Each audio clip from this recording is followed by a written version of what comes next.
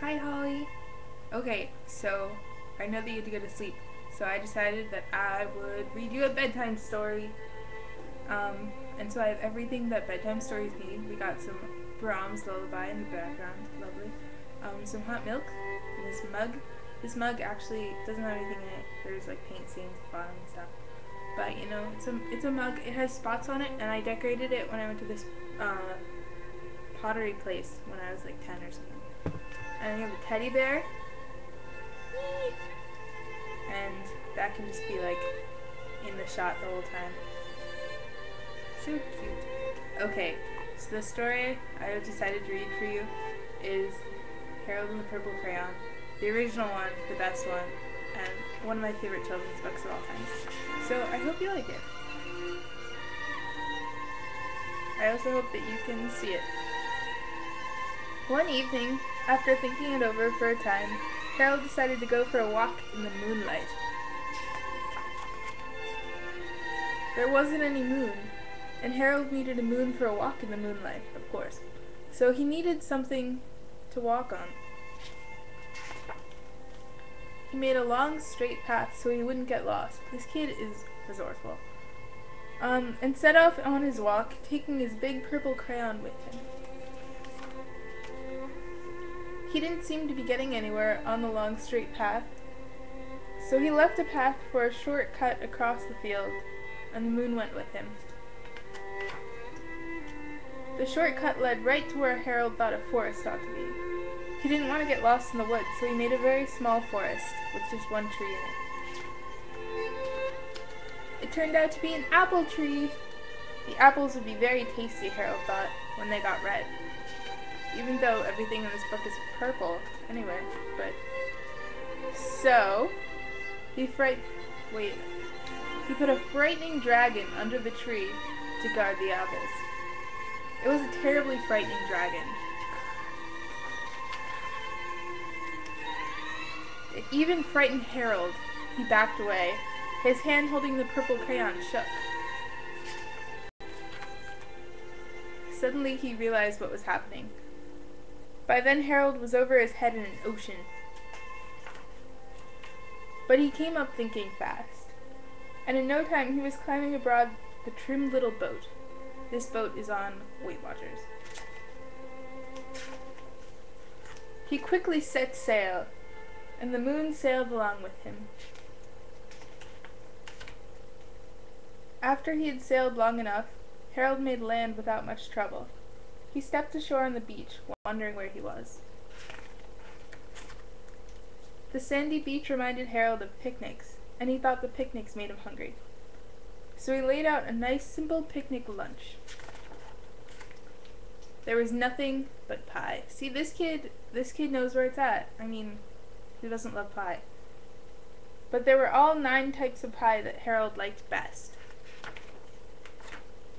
When Harold finished his picnic, there was quite a lot left. He hated to see so much delicious pie go to waste. So Harold left a very hungry moose and a deserving porcupine to finish it up. I don't know if you can see this, but this moose is straight up anorexic. Check that out. And off he went, looking for a hill to climb, to see where he was. Harold knew that the higher up he went, the farther he could see, so he decided to make a hill into a mountain. If he went high enough, he thought, he could see a window of his bedroom.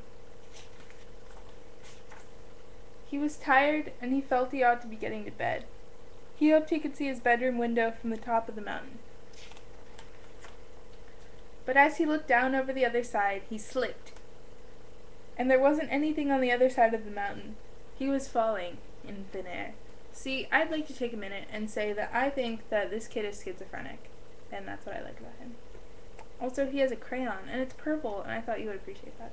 Anyway, he was falling into thin air. This kid is legit falling off a mountain. A one-sided mountain. But quickly, he kept his wits and his purple crayon. And he made a balloon and grabbed onto it. He made a basket under the balloon big enough for him to stand in. He had a very fine view from the balloon, but he couldn't see his window. He couldn't even see a house. So he made a house with windows. And he landed the balloon on the grass in the front yard. None of the windows was his window. He tried to think where his window ought to be. So he made some more windows. And he made a big building full of windows. He made lots of buildings full of windows. He made a whole city full of windows.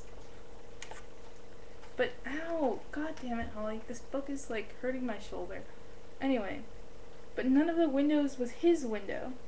He couldn't think where it might be. He decided to ask a policeman. See, this kid is very resourceful, as I said before. The policeman pointed the way Harold was going anyway, but Harold thanked him. And he walked along the moon, wishing he was in his room in a bed. And then suddenly Harold remembered. He remembered where his bedroom window was when there was a moon. He was always right around the moon. And then Harold made his bed and got in and drew up the covers. And the purple crayon dropped on the floor, and Harold dropped off to sleep. Yay! The end.